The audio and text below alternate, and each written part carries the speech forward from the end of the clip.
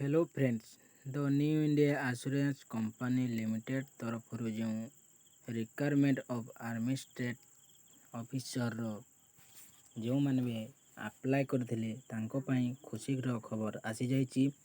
कारण आज NIACL तरफ आपणों एडमिट कार्ड रिलीज कर दिखाई। पूर्वर जमी आपण एग्जामिनेशन डेट और प्री एग्जामिनेशन डेट रिलीज कर दिया फेज 1 से परी आज phase 1 admit card T release कर दिखाई। ताको आपण केमिति संपूर्ण डाउनलोड करि परिबे आपण मोबाइल रे ता विषय मु आपण मानकु जणाई देबी। सेति पई आपण प्रथमतः आपण क्रोम ब्राउजर टिकु ओपन करि नियंतु। ओपन करि नेला परे सर्च बार रे टाइप करंतु newindia.co.in सर्च करा परे याको सर्च करि नियंतु। सर्च करि नेला परे आपण यार ऑफिशियल वेबसाइट टिकु विजिट करि परिबे। जदि आपण या करि पान ताहाले यार लिंक मध्ये मु डिस्क्रिप्शन रे देई देबी, सेठो मध्ये आपण याको एठाको विजिट करि परिबे। ए वेबसाइट को आसिला परे आपण राइट साइड रे 3 लाइन ऊपर क्लिक करि नियंतु। क्लिक करिनेला परे रिक्वायरमेंट ऑप्शन ऊपर टैप करंतु।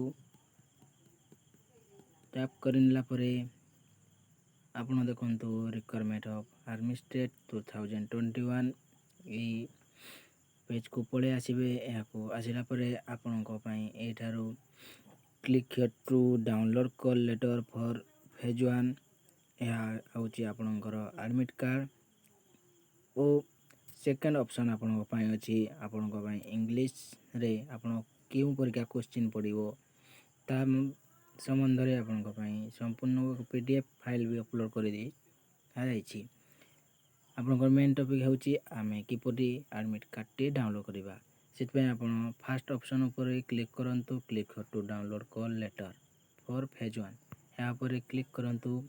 क्लिक करिनेला परे आपनको आपनकर लैंग्वेज सिलेक्शन करिबा को परबो। आपनको केउ लैंग्वेज आपनकर एडमिट कार्ड टी बा कॉल लेटर टी दरकार। सेति पई मु इंग्लिश लैंग्वेज रे से मु इंग्लिश सिलेक्ट कर नेउची। सिलेक्ट करिनेला परे आपनकर रजिस्ट्रेशन नंबर किबा रोल नंबर टी एटारे टाइप करंतु। टाइप करिनेला परे आपनकर पासवर्ड टी टाइप करंतु। पासवर्ड होची आपनकर डेट ऑफ बर्थ। आपनकर निजर डेट ऑफ बर्थ एटारे भरि नियंतु। भरि नेला परे आपण एटारे कैप्चर कोड टिकु भरि नियंतु। कैप्चर कोड टिकु भरि नेला परे आपण लॉगिन ऊपर क्लिक करंतु। लॉगिन ऊपर क्लिक कला परे देखंतु आपनको पई NIACL तरफरु आपनकर एडमिट कार्ड टी शो करूची। एठारु चाहिले मध्ये आपण यार प्रिंट बाहर करि परिबे। वीडियो भल लागिथिले लाइक करंतु, शेयर करंतु ओ चैनल को सब्सक्राइब कर नियंतु। Thank you.